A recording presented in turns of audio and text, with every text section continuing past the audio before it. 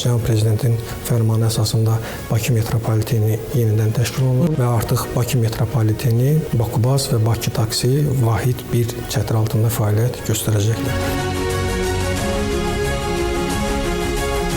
Artıq ölkə ərazisində geniş zolaqlı internetin əhatə dairəsi 100%-ə çatmışdır.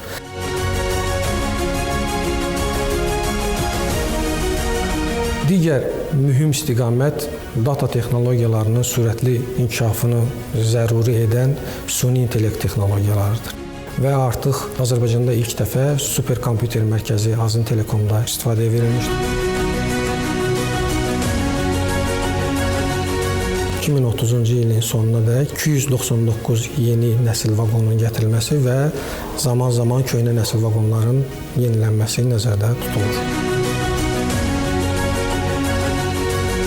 Ümumiyyətlə, bizim fəaliyyətimizin mərkəzində vətəndaşlara göstərilən xidmətin keyfiyyətinin yüksəldilməsi və insanların gündəlik həyatında real hiss olunan dəyişikliklərin yaradılmasıdır.